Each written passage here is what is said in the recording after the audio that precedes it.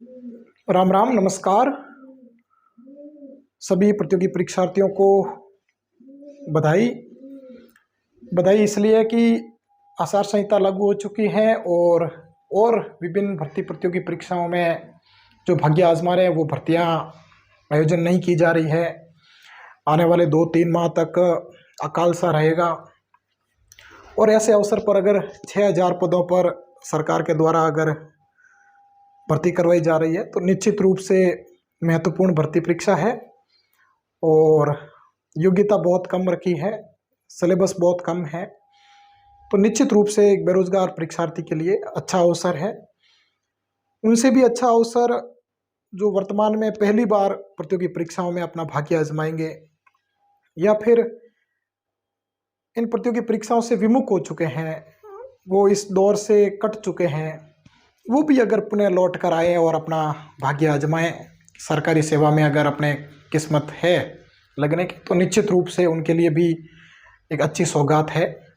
इसलिए समझा कि एक वीडियो के माध्यम से हमसे जुड़े हुए कई सारे अभ्यर्थी साथी लोग हैं, कई सारी गृहिणियाँ बहनें हैं, वो भी किसी न किसी कारणवश पढ़ाई से दूर हो चुकी हैं और उनके मन में हमेशा एक तीस रही है कि हम भी अपना भाग्य आजमाएं, पढ़ाई करें तो संभवतः हम सरकारी सेवा में जा सकते थे। तो उनके लिए भी ज़्यादा चुनौतीपूर्ण नहीं है, उनके लिए एक अवसर है और उस अवसर में वो कोशिश करेंगे तो निश्चित रूप से अपना भाग्य आजमा सकते हैं।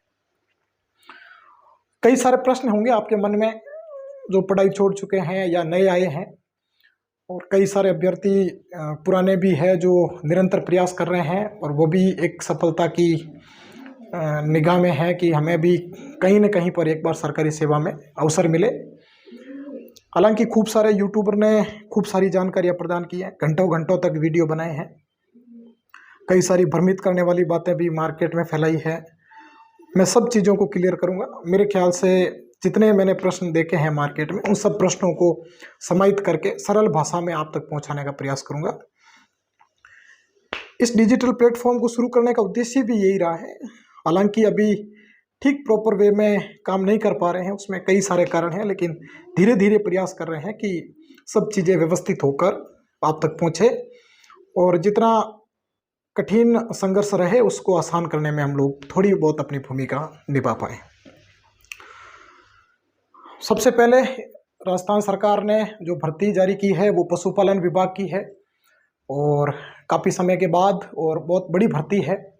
6000 पदों पर सीधी एक परीक्षा से चयन करना राजस्थान की बड़ी 5-7 भर्तियों में से एक है, तो निश्चित रूप से बेरोजगार परीक्षार्थी अपना प्रयास करेगा और नए जुड़ने वाले तो करेंगे ही करेंगे, और पढ़ाई से दूर हो चुके हैं उनके लिए महत्वपूर्ण अवश्य है। माफ कीजिए, मैं धीरे धीरे एक एक बात करके आप तक पहुंचा रहा हूं। सबसे पहले योग्यता पर बात कर लेते हैं, ताकि अगर कोई योग्यता से बाहर हो रहा है तो उसके लिए वीडियो काम का नहीं रहेगा। जो भी इस भर्ती में आवेदन करने का योग्य है वो 10वीं में पढ़ रहा हो या 10वीं पास किया हुआ हो, वो सब योग्य है। जिसने भी भारत भर में कहीं से भी, भारत भर का कहीं का भी निवासी है और अगर उसने 10वीं में पढ़ रहा है या 10वीं पास की है तो वो योग्य है। एक शर्त ये हो गई। दूसरी की उम्र, उसकी उम्र है वो 1 जनवरी 2024 तक 18 वर्ष पूर्ण हो चुकी हो, यानी 1/1/2006 या उससे पूर्व का जन्म हुआ हुआ। तो अगर ये 2 योग्यता है आपके पास तो आप योग्य हैं। अब इसके अलावा कोई किंतु परंतु आपके मन में नहीं आना चाहिए कि सीईटी है कि नहीं है, हम 12वीं पास है योग्य है कि नहीं है, हम 9वीं में पढ़ रहे हैं योग्य है कि नहीं है। बात एकदम स्पष्ट है, 10वीं में अध्ययनरत हो या फिर 10वीं पास हो, एक ही बात हुई। और उसके बाद आपकी उम्र है वो 18 वर्ष होनी चाहिए। 18 वर्ष कब है हमने तारीख बता दी, 1/1/2006 से पहले का जन्म हुआ हो। अगर कोई 2/1/2006 का है तो वो आवेदन करने योग्य नहीं है। हालांकि 2/1/2006 का अगर कोई विद्यार्थी है तो वो मुझे मैसेज करें, कमेंट डालें, मैं उस पर और जानकारी प्राप्त करूंगा। शायद वो 2 तारीख वाला भी योग्य हो जाए, 3 तारीख वाला किसी भी सूरत में योग्य नहीं है।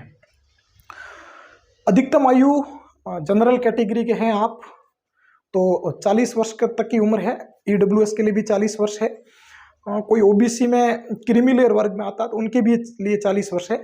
इसके अलावा जो भी है उनके लिए 45 वर्ष तक है। उसके अलावा भी कैटेगरी में है, कोई महिलाएं हैं, विधवा है, तो उनके लिए 50 वर्ष तक छूट है। तो मेरे ख्याल से जो प्रतियोगी परीक्षाओं में तैयारी करेंगे या सोचेंगे तो लगभग 45 वर्ष के बाद का तो कम ही मिलेंगे।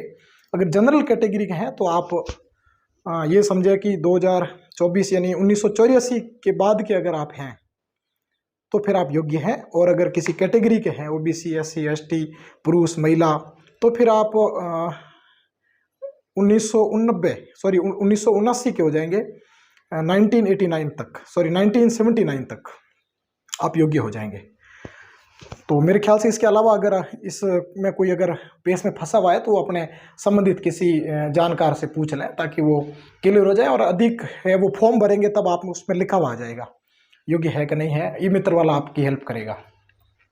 तो इसमें ज़्यादा कोई बड़ी बात नहीं है, 2 योग्यताएं हैं, आप उम्र और आयु। राजस्थान के बाहर के निवासी आवेदन कर सकते हैं, कोई रोक टोक नहीं है। एक राजस्थान सरकार ने विभिन्न भर्ती प्रतियोगी परीक्षाओं के लिए 2 स्तर की पात्रता परीक्षा करवाई थी, जिसको हम लोग सीईटी कहते हैं, कॉमन एलिजिबिलिटी टेस्ट। एक 12वीं पास का था और एक ग्रेजुएशन का था, यानी बीए पास का, बीए बीएससी जो भी। तो कई बार विद्यार्थी प्रश्न पूछते हैं, सर ये सीईटी में शामिल होगी कि नहीं होगी, सीईटी से बाहर है कि नहीं है। तो आपको जब बता दिया है कि 10वीं पास की भर्ती है और सीईटी 12वीं पास के लिए हुआ, तो निश्चित रूप से सीईटी से बाहर है, सीईटी से कोई लेना देना नहीं है। फोरम में कहीं पर भी उन्होंने सीईटी नहीं लिखा है और यूट्यूब पे 1-1 घंटे के वीडियो सीईटी पे बना रखे हैं कि सीईटी से बाहर है कि नहीं है, कि नहीं है। भाई सीईटी 12वीं पास की है और ये भर्ती 10वीं पास की है, तो सीधी सादी बात हो गई कि बाहर हो गई। अगला प्रश्न है कि आवेदन की तिथि 13 तारीख से फॉर्म शुरू हो रहे हैं और 13 तारीख से लेकर आगामी 11वें महीने की 11 तारीख तक फॉर्म भरे जाएंगे। और इसके लिए आवेदन कैसे करना है, तो आवेदन करने के लिए आप के पास एक आधार कार्ड हो, एक आपके मोबाइल नंबर हो, एक आपका जन आधार कार्ड हो, और इसके अलावा आपके पास 10वीं की मार्कशीट है। और अगर आपने 12वीं बीए एमए कर रखी है तो वो भी उसमें आप लोग लिख सकते हैं, अनिवार्यता नहीं है। और इसके अलावा आपका ई मित्र वाला एक मूल निवास बना हुआ होना चाहिए। और अगर आप किसी कैटेगरी के हैं, SC ST के हैं, OBC के हैं, या फिर माइनॉरिटी के हैं, EWS के हैं, तो निश्चित रूप से आपको जाति प्रमाण पत्र बना देना चाहिए, कास्ट सर्टिफिकेट बना दें, क्योंकि उसका बहुत बड़ा रोल रहेगा आगे। निश्चित रूप से अगर आप फॉर्म भर रहे हैं तो इस आवेदन की अंतिम तिथि से पूर्व आपके डॉक्यूमेंट है वो पूरे कर लें। OBC का सर्टिफिकेट 300-400 रुपये में गांव में बैठे ई मित्र वालों को अगर आप अपने डॉक्यूमेंट देंगे तो वो भी बना देगा, आपको ज़्यादा कोई झंझट नहीं है।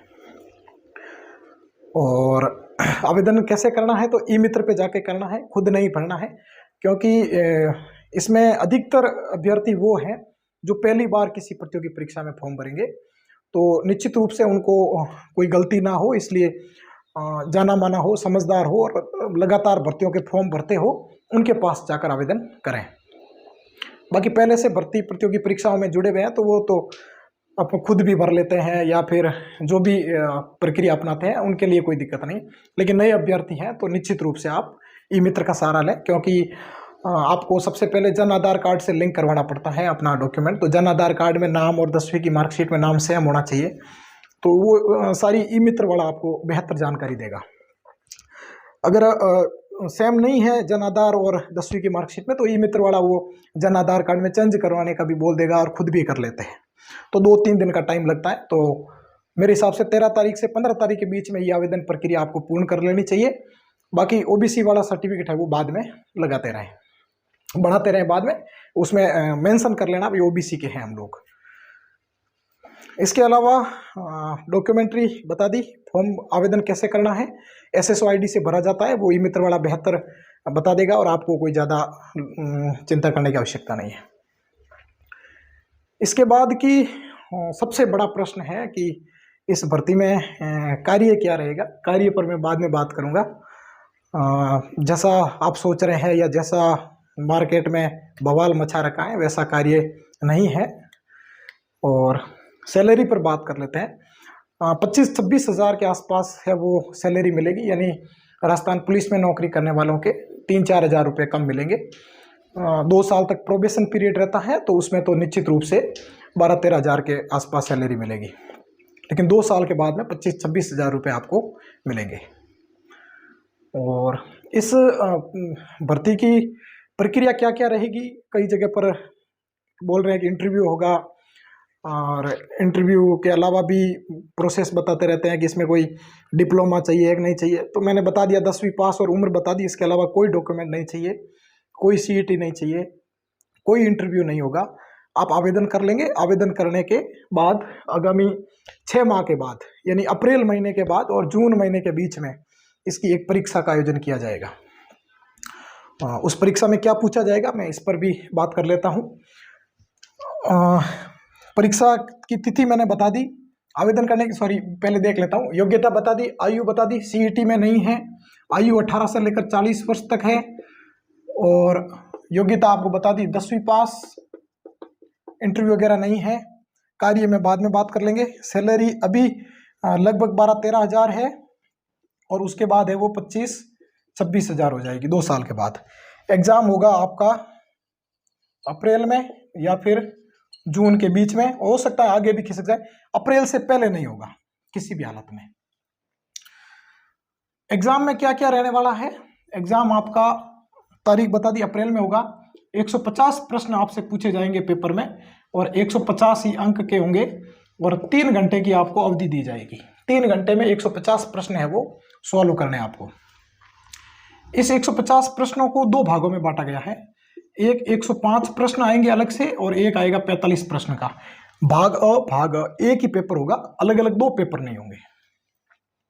105 प्रश्न में एक आपको विज्ञान पूछी जाएगी, एक आपको गणित पूछी जाएगी, एक आपको सामाजिक अध्ययन पूछा जाएगा, और इसके अलावा राजस्थान की भूगोल, राजस्थान की इतिहास, और राजस्थान की आर्ट एंड कल्चर,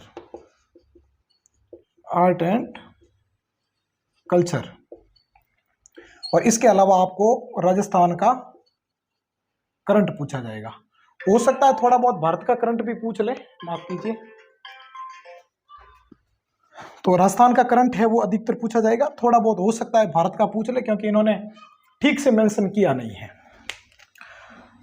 और ये पूरा पेपर है वो कक्षा 10वीं के स्तर का होगा, 10वीं क्लास के स्तर का होगा। 10वीं के स्तर के बाद का स्तर नहीं होगा। हो सकता है 11वीं 12वीं का स्तर पूछ ले, बाकी इससे अधिक है वो, ज़्यादा कठिन पेपर प्रश्न पत्र है वो नहीं आएगा।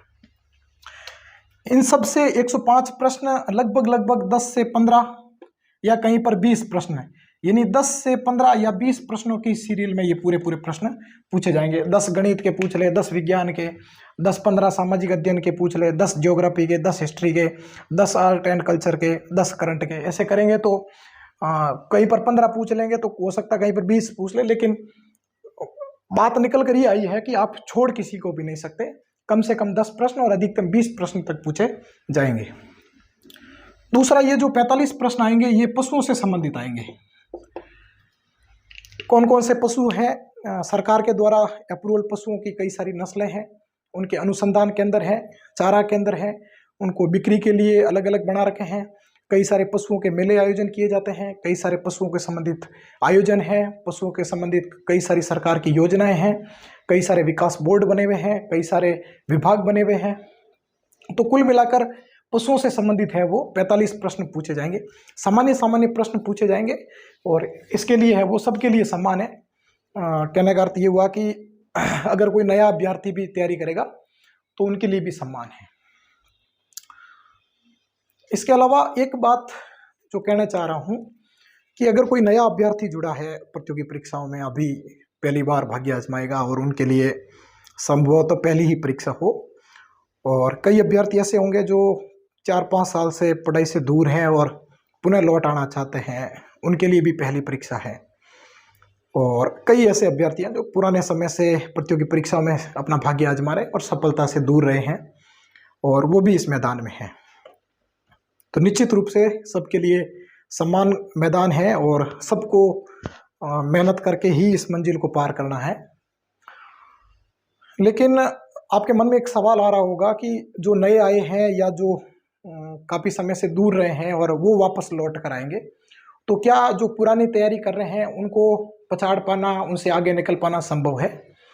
तो निश्चित रूप से मेरा आंसर होगा कि आप उनसे ज़्यादा योग्य हैं, तो आप निश्चित रूप से सफलता प्राप्त कर लेंगे। इसका कारण 2-3 तथ्यों के साथ बात करूँगा कि पहला तो ये कि ये जो 45 प्रश्न आने हैं, ये सबके लिए नए हैं। अगर कोई नया अभ्यर्थी आया है, जिन्होंने पढ़ाई छोड़ दी है या कोई पुरानी तैयारी कर रहा है, तो उसके लिए भी नया है। हो सकता है 5-10 नंबर के उसने पहले पढ़ रखे, फिर भी तैयारी तो उसको भी करनी पड़ेगी। ये नहीं कह सकता कि ये तो मुझे आता है, पढ़ना ही नहीं पड़ेगा, ऐसा तो हो नहीं सकता। तो इस पर भी वो पूरी दोबारा मेहनत करेगा। इसके अलावा अगर इस पोर्शन को देखा जाए, तो ये भी सबके लिए एक जब राजस्थान में नए जिलों का निर्माण हो गया, तो ये भी लगभग वापस नया हो चुका है, तो सभी अभ्यर्थियों को ये भी दोबारा ही पढ़ना पड़ेगा। हो सकता है वो 1 महीने में दोबारा पूरा कर लेंगे, तो 1.5 महीने 2 महीने में आप ही कर लेंगे, तो इसमें भी ज़्यादा लोड नहीं है। थोड़ा बहुत यहाँ पर वेरिएशन है। तो विज्ञान को छोड़कर अगर गणित 10वीं तक की आती है, लाभ हानि, प्रतिशत, ब्याज, अनुपात, समानुपात, संख्या पद्धति, छोटे छोटे प्रश्न आएंगे और एक बार आप भी अगर पढ़ लेंगे, अगर पुराना ज्ञान आपका ठीक ठाक है, जोड़ बाकी गुणे भाग आते हैं, तो आप ये भी कर लेंगे। सामाजिक अध्ययन खूब एक बड़ा समुद्र है और समुद्र में से मोती चुगने हैं, और वो मोती चुग कर अगर आप लोग पढ़ेंगे तो पहले कितना भी ज्ञान है तो वो भी मोती ही चुगेगा, रिविजन उसको भी करना पड़ेगा। तो कुल मिलाकर एक तथ्य ये निकल कर आया कि नए अभ्यर्थी और पुराने अभ्यर्थी में ज्यादा फर्क नहीं है। आप कहेंगे निश्चित रूप से फर्क तो है, मैं भी कहूंगा फर्क है, थोड़ा बहुत फर्क है, क्योंकि वो इन चीजों को थोड़ा जल्दी कर लेगा। यानी आप अगर 3 महीने में पूरा करोगे तो वो 2 महीने में कर लेगा, निश्चित रूप से करेगा। लेकिन इस भर्ती की जो परीक्षा है, वो परीक्षा अभी से 6 महीने के बाद आयोजन हो रही है। अगर ये 3 ही महीने देते तब तो आप कह देते साहब 3 महीने में हम तो एक बार ही पढ़ेंगे, जो पहले से पढ़ाई कर रहे हैं वो 2 महीने में पढ़ के तीसरे महीने में रिवीजन भी कर लेंगे और हमसे हमेशा आगे रहेंगे। लेकिन जब 6 महीने के बाद परीक्षा हो रही है, तो निश्चित रूप से 2 महीने में वो पूरा करेगा, फिर वो रिवीजन करेगा, तीसरे महीने में आएगा, तब तक आपका भी पूरा हो जाएगा। फिर आप उससे अधिक मेहनत करके, या फिर अगर आपकी ग्रहणशीलता अधिक है, तो आप निश्चित रूप से उसे पछाड़ सकते हैं। आप इस भर्ती में चयन ले सकते हैं, कोई आपको रोकने वाला नहीं है। बशर्ते आपको मेहनत शिद्दत, सटीक और सही मटेरियल के साथ करनी होगी। खूब सारे यूट्यूब पर मटेरियल को लेकर पढ़ाने लग गए हैं, खूब सारे कोर्सेज लॉन्च किए जा रहे हैं, किताबें छपने शुरू हो गई हैं, मार्केट भर जाएगा। और कोरोना काल में जिस प्रकार ऑनलाइन का मार्केट बढ़ा, उसी प्रकार से चुनावी माहौल में भी एक जो अकाल भर्तियों का रहा है उसमें है, वो ये सब चीज़ें आएगी। तो मुझे लगता है इसमें थोड़ा हो सकता है नया अभ्यर्थी उलझ जाए, लेकिन अगर सही रणनीति और सही मार्गदर्शन में अगर आप तैयारी करेंगे तो निश्चित रूप से आप उनसे बेहतर हो सकते हैं। एक और तथ्य है जिसके आधार पर नए अभ्यर्थी इसमें और बेहतर कर सकते हैं, कि अभी राजस्थान पुलिस की भर्ती चल रही है। तो इसमें अभ्यर्थी कौन कौन भाग लेंगे, यानी अभी या तो नए आए हैं, या जिन्होंने पढ़ाई छोड़ दी है, या पुराने हैं असफल हो गए हैं। तो असफल वालों में से अधिकतर देखो कि अभी 50,000 पदों पर 3rd ग्रेड की, और 10-15 हज़ार पर 1st ग्रेड और 2nd ग्रेड की। इसके अलावा साल भर पहले 5,000 पदों पर पटवारी की, और 5-1 हज़ार पदों पर 4-1 हज़ार पदों पर पटवारी, और 4-5 हज़ार ही थे, और ग्राम सेवक की 5,000 पद। इसके अलावा एसआई भर्ती परीक्षा निकली है, वन विभाग निकली है, वन रक्षक निकली है, और भी छोटी छोटी खूब सारी भर्तियां निकली है। तो जो कोरोना काल के अंदर एक चक्रवात बना था, गुब्बारा बना था पढ़ने वालों का, जिन्होंने अध्ययन किया, और वो जब अब लगता है कि वो सारे सेलेक्ट हो चुके हैं, तो ज़्यादा भीड़ रही नहीं है पढ़ने वालों की। दूसरी आप देख सकते हैं कि धीरे धीरे लगातार कटऑफ पे भी नीचे आ रही है, यानी इस 150 में से अगर 150 लाने वाला तो कोई है नहीं।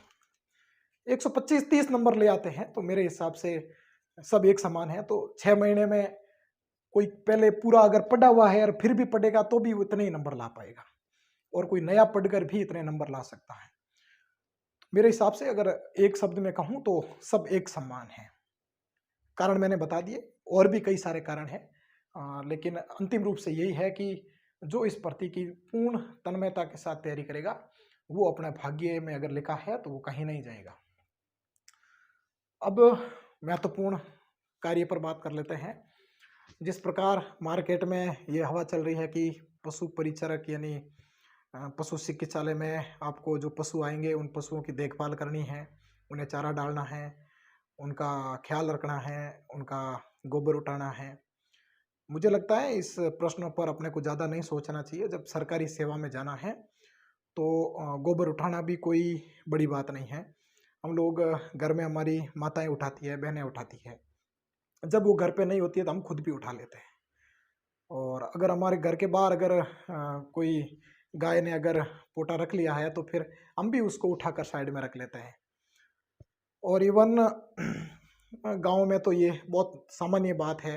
हम लोग उनको इकट्ठा भी करते हैं, फिर खेत में डालते भी हैं, तो ये भी कोई खराब कार्य नहीं है, कोई बेइज़्ज़ती का कार्य नहीं है।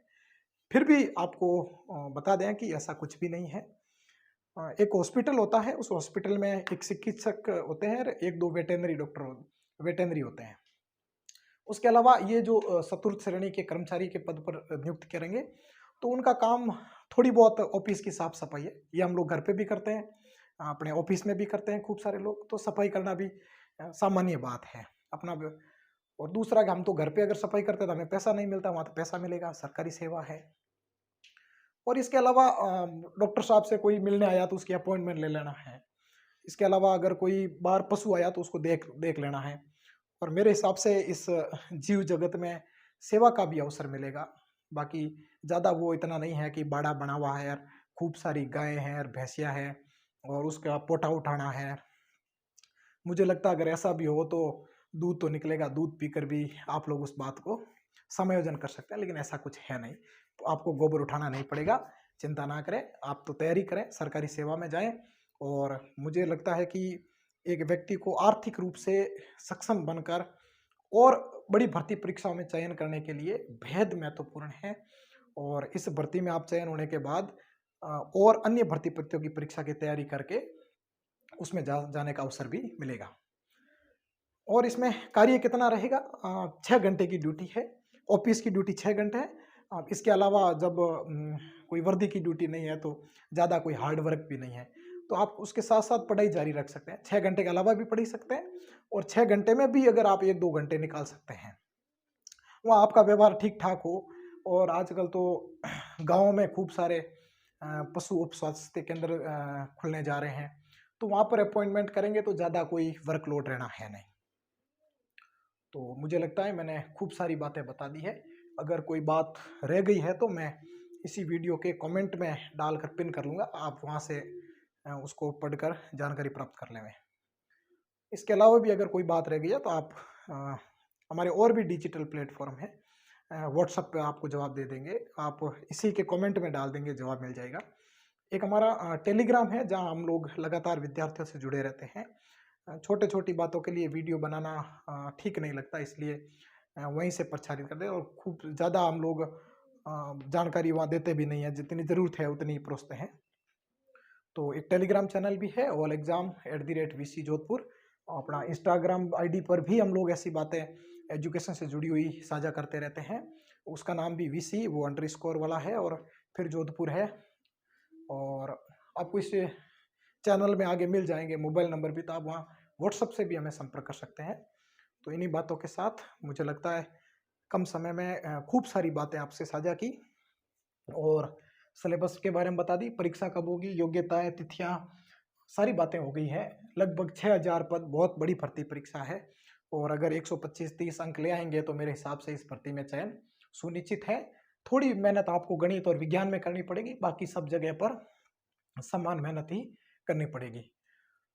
तो इन्हीं आशाओं के साथ फिर किसी नई जानकारी, फिर किसी जानकारी, अगर इसके बारे में और कोई बढ़िया किताब मार्केट में आती है, बढ़िया कोई कोर्स करवा रहा है, बढ़िया कोई विधिवत रूप से अगर कोई यूट्यूब पे भी कक्षाएँ आयोजन करता है, तो निश्चित रूप से उसकी जानकारी भी हम आप तक उपलब्ध कराएँगे।